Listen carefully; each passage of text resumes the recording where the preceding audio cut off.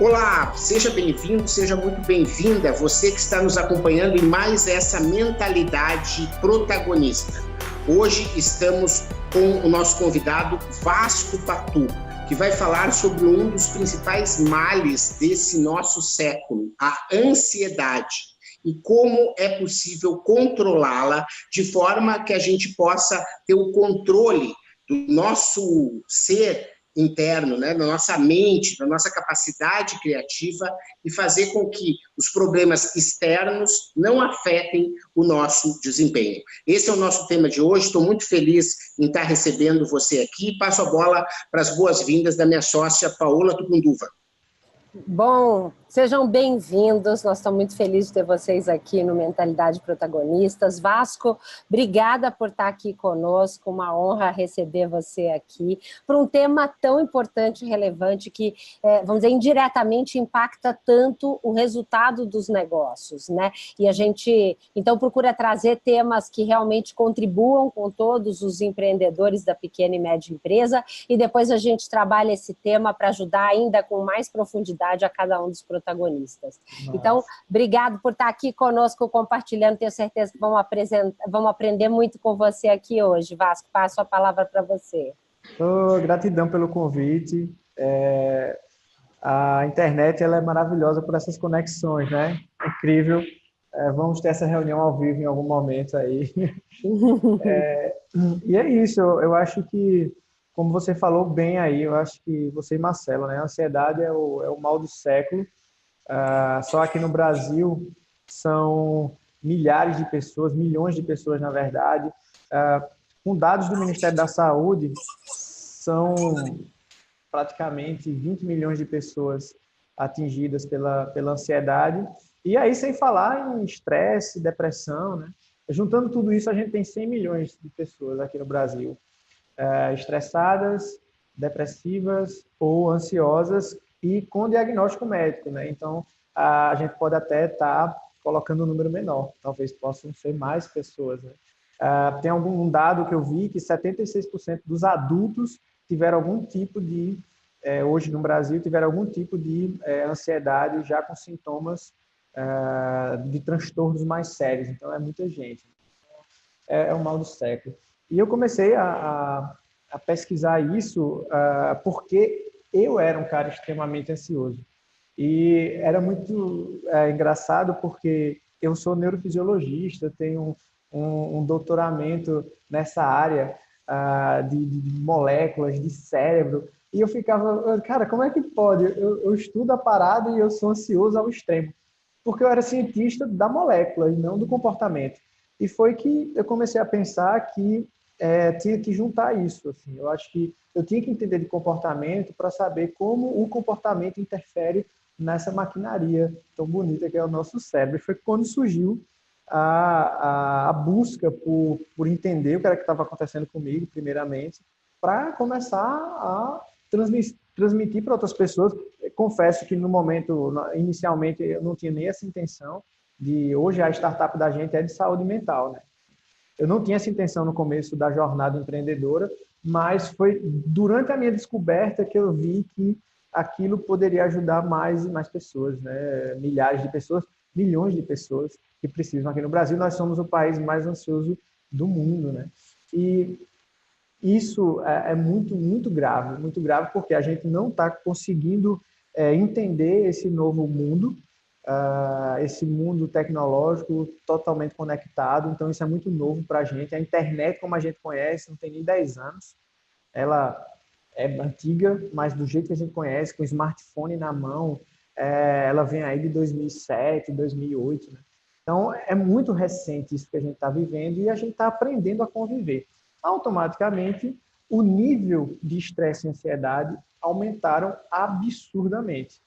Além do mais, o Brasil ser um país que, vez ou outra, está numa crisezinha pesada, crise no mercado de trabalho, crise na educação, e isso tudo interfere absurdamente na questão da ansiedade. E aí a gente vem com a tecnologia do multitasking, onde a gente está sempre conectado, a gente está sempre externo, a gente está sempre respondendo, a gente está sempre pensando no amanhã, a gente está sempre planejando e vivendo o planejamento. esse é o grande defeito. Planejar é maravilhoso. Agora, viver o planejamento é um erro terrível. Porque a gente vive as reuniões que a gente ainda vai ter. A gente está nela e diz, como será que vai ser? E as perguntas que vão ser para mim? Será que eu vou... Não, eu vou falar para fulano exatamente isso. Só que ali não vai acontecer nada daquilo que a gente planejou, a gente só estava preocupando a nossa mente, que vem o clássico preocupação literal, porque a gente está ocupando a nossa mente com pensamentos que não vão servir de nada na hora que o negócio for acontecer. A gente acha que está se precavendo e é só fake. Mentalmente a gente não está nada, a gente está inundando a mente de pensamentos geralmente tenebrosos, de um futuro incerto, que você não vai ter controle nenhum e o sinal de alerta ele vai ser ligado automaticamente. E esse sinal de alerta é o que a gente chama de ansiedade, a gente chama de estresse, com uma pequena diferença entre eles, porque a ansiedade ela sempre vem de gatilhos internos, pessoais, são os nossos pensamentos, são as nossas ações no dia a dia que fazem com que você fique externo e não interno, e que liga o botão de alerta, que é estar em perigo. Tudo que a gente sente em relação a todo mundo do mundo já sentiu algum tipo de característica de ansiedade. Boca seca, taquicardia, dificuldade de respirar, sudorese, aquele friozinho na barriga antes de entrar numa apresentação, de repente vai apresentar um trabalho na faculdade, ou então de repente vai participar de um pitch de venda, sei lá. Aquilo tudo gera uma ânsia. É bom aquilo ali. Agora, o que a gente transformou essa ansiedade foi uma constante. As pessoas vivem com essa freza na barriga, com essa taquicardia, com essa dificuldade de dormir toda hora. Significa dizer que os hormônios e os neurotransmissores estão lá em cima, principalmente adrenalina e cortisol, que são essenciais para a vida, no nível certo. No momento que você tem esses bichos aí topados lá em cima toda hora, você está sempre correndo de um leão. Que leão? Eu nunca vi um leão. Como é que eu tenho que correr dele, sabe? Então, a gente fica projetando esse medo absurdo, a gente fica projetando esse futuro tenebroso e aquilo vai destruindo a nossa saúde mental. Porque a grande maioria das pessoas que tem ansiedade crônica desenvolve algum tipo de transtorno, que vai ser o transtorno do pânico, que é a impossibilidade de sair de casa, porque o medo é tão absurdo que a gente não consegue sair de casa. Aí outras pessoas desenvolvem a agorafobia, que é medo do medo. Ou seja, teve alguma crise em algum lugar e a crise agora é a crise com medo da crise. E você fica preso naquela situação também ali, sempre com gatilhos mentais, níveis absurdos desses neurotransmissores circulantes. E aí a gente vem, beleza, existe isso. É um problema mundial, não é só no Brasil. A gente é o país mais ansioso do mundo, é o quarto mais depressivo. Aí você tem países na Europa nos níveis máximos de depressão aí, em primeiro lugar, segundo, os Estados Unidos também, nível alto de ansiedade, estresse e depressão.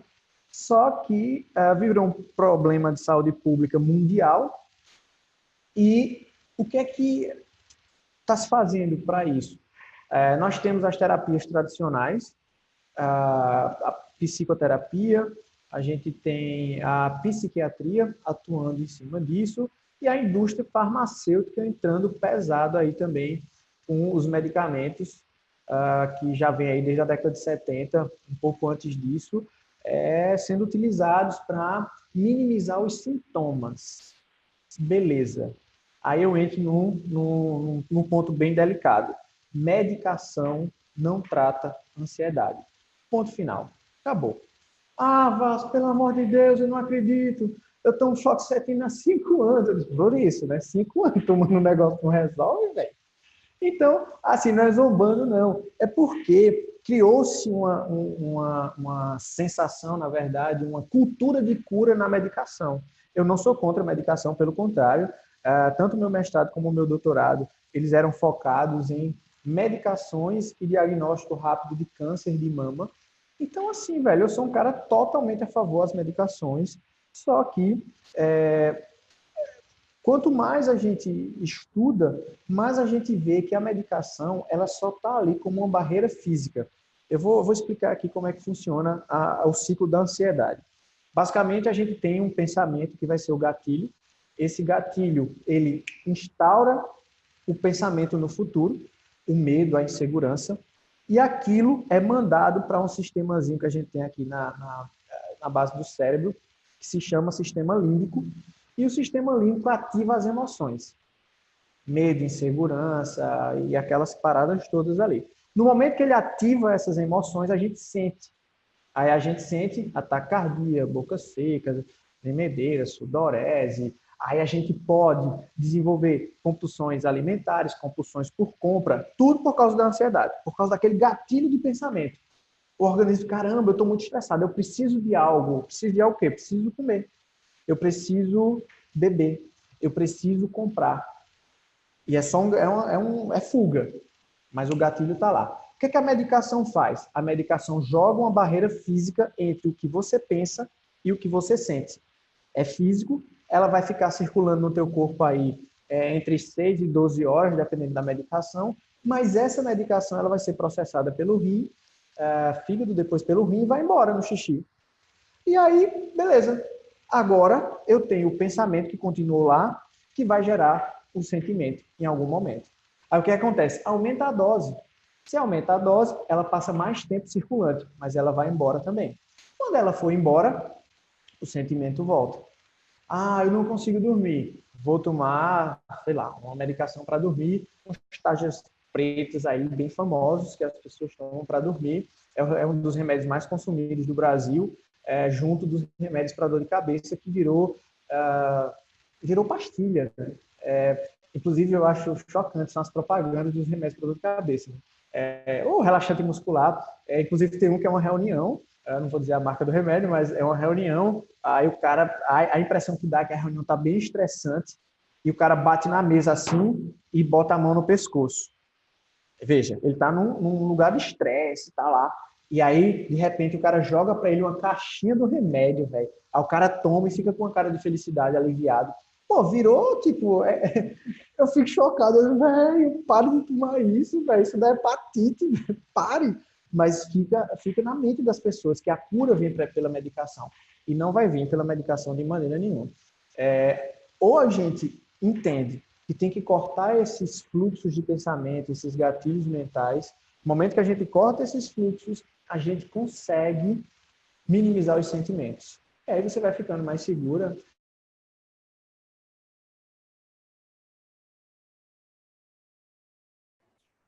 Ué, travou? Também aqui. Vasco travou, né? E Antonella chegou, Manuela, Márcio, bom que vocês estão aqui, vendo aí sobre esse tema tão importante, né, da ansiedade. Acho que é um assunto relevante. Eu já gostei dessa história de ter que olhar para isso sem achar que tem uma pílula mágica para resolver, né? Vamos lá, cadê o Vasco? Marcelo, ele mandou uma notícia aí? Ainda não. Eu acho que ele deve estar chegando aí. Mas com certeza a gente vai continuar daqui a pouquinho aqui. Opa, voltou. Voltou, Vasco. Legal, a gente estava só para te ajudar, né? Na história que a medicação não resolve todas as coisas, né? Isso, exatamente. Então, se a gente não entender que o padrão de pensamento ele tem que ser alterado, a gente não vai conseguir se tratar de ansiedade, de depressão, nada disso. Tudo parte do pensamento, do padrão de pensamento. O ansioso, geralmente no futuro, e o depressivo, geralmente no passado. Alguma coisa que deixou de fazer, e aquilo você volta naquele sentimento negativo. E é engraçado que é o seguinte, o que é que acontece com o cérebro? No momento que você visita a lembrança negativa, você visita e sente ela no passado, e você soma ela com a sensação do futuro. Agora são duas tristezas profundas. Aí quando você volta no passado mais uma vez e volta para cá, agora são 3. E você vai somando aquilo. Até você não aguentar mais, ser insuportável, e 15% das pessoas com depressão crônica acabam tirando a vida. Porque não aguenta mais, é insuportável aquilo ali. Imagina a soma de todas as suas frustrações diariamente. Todo dia. Vê, a gente deu uma frustraçãozinha que a gente acha uma porcaria, passa um dia mal. Imagina você somar todas elas e ficar vivendo elas todos os dias. Então, isso é muito complicado. E o exercício para vocês fazerem, já para começar agora, anote todos os seus pensamentos negativos, sejam do passado ou do futuro, todos os dias, pelo menos durante uma semana, para você entender qual é o seu padrão de pensamento. No momento que você entender que você pensa um monte de porcaria e você nem imaginou que pensava isso, um pensamento dura 1 milissegundo. A gente não percebe, é inconsciente. A gente começa a pensar e aquilo vai dominando a nossa mente. Só que alguns pensamentos geram sentimentos. Você pensa e sente a coisa ruim, mas passou. Mas aí você pensa de novo, aí você gera o sentimento ruim. Passa de novo. Agora, faça isso durante 25 anos, uma hora você vai ter vai endoidar o cabeçote aí. Caramba, velho, tô mal, taquicardia. Ok, vou morrer, o infarto agora. Braço adormecendo agora, tá dormente agora, e você vai sentindo essas reações. Então, anote os pensamentos. E existe uma técnica super simples, estudada pela psicologia positiva, a primeira onda da psicologia positiva, que ficou famosa com aquela disciplina de Harvard, que ficou sempre lotada de pessoas. Tem um livro também, né, que é A Ciência da Felicidade, Cérebro e Felicidade, que é eu esqueci o nome do autor, mas é ele que ministra essa disciplina. Ele fez um livro falando sobre isso, e entender os pensamentos negativos, e quando eles surgirem, você pensa um positivo impositivo, que poxa, o meu dia hoje vai ser muito ruim. Aí você percebe o pensamento negativo e diz, não, meu dia vai ser maravilhoso. E você visualiza um dia maravilhoso para você, ou um dia maravilhoso que você viveu. Para o cérebro é a mesma coisa. Visualizar ou viver é igual, não tem diferença. A gente usa os mesmos mecanismos, as mesmas lembranças, as mesmas emoções. Então, se você está visualizando o negativo, você tem o poder de visualizar o positivo também. É só isso. Visualiza o positivo para o negativo e, naturalmente, você vai substituindo no decorrer dos dias, no decorrer do tempo. Primeiro, perceber o pensamento negativo chegando. Segundo, substituir positivamente. Eu gosto até de falar que é interessante você dizer o seu nome na terceira pessoa mesmo. Essa reunião que eu vou ter agora vai ser tão ruim. Aí você diz, não, Vasco, essa reunião vai ser maravilhosa. Vai ser incrível, vai mudar a sua vida. E você repete isso, porque você vai mudando o padrão de pensamento. Esse é o primeiro passo. O segundo é você ter... beleza, em alguns momentos você vai sentir angústia, em alguns momentos você vai sentir... É normal, que é outra coisa que a gente tem que desmistificar. Não é deixar de sentir, é saber o que sentir, na verdade, e deixar ir quando tiver que ir embora. A gente vai se frustrar, a gente vai sentir medo, a gente vai sentir angústia. Beleza. O que é que está causando a angústia? Entendi.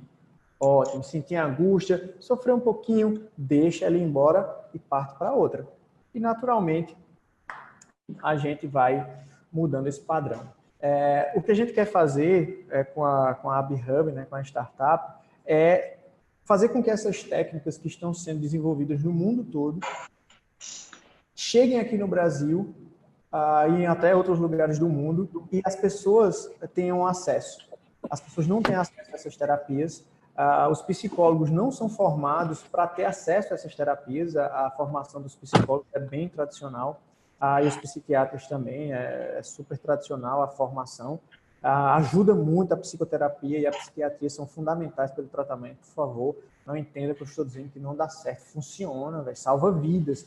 Eu estou falando que existem outras coisas que a gente pode fazer para acelerar essa melhora. E aí, usando tecnologia, a gente vai lançar um aplicativo já também focado em saúde mental, com essas técnicas todas ali dentro, para que as pessoas consigam se livrar rapidamente dos sintomas da ansiedade. Hoje nós temos quase 4.000 clientes / pacientes passando pelos nossos treinamentos, passando pelas nossas sessões de terapia. Muitas são terapias que você faz sozinho, você não precisa do contato comigo, por exemplo, ou de algum dos nossos colaboradores aqui, que são psicólogos, não precisa desse contato. Simplesmente mudando o padrão, a gente ensina como mudar, a gente ensina os exercícios para diminuir o estresse e simplesmente as pessoas saem sozinhas e pronto, e melhoram. Então, basicamente era isso. Muito legal. Antes da gente fechar aqui nossa parte inicial, eu queria que você só desse uma primeira pincelada de como essa questão da ansiedade, na sua opinião, afeta o empreendedor. Uhum. É demais, cara, porque a gente que empreende, a gente vive num cenário de incerteza. Automaticamente, pelo nível de incerteza, a gente não tem muito como projetar, programar, planejar. Automaticamente, isso gera medo. E o medo vai fazer com que a gente tome decisões que não são as melhores decisões.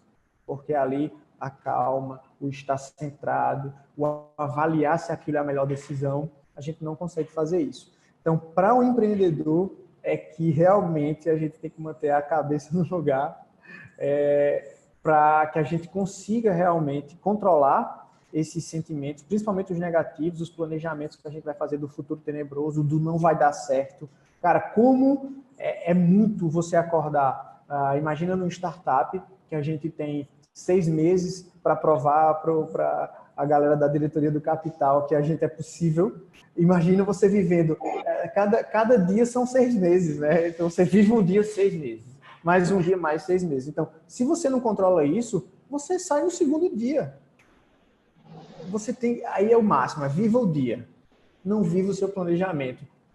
O melhor conselho que eu posso lhe dar é viva o dia e faça o máximo para aquele dia ser incrível. Amanhã é outro dia, velho. Passa para frente. Muito bem. Muito obrigado aí, Vasco, por sua participação inicial aqui no Mentalidade Protagonista. Agora a gente fica apenas com aqueles que fazem parte do nosso clube. E se você quiser fazer parte desse clube seleto, você acessa www.sejaumprotagonista.com.br.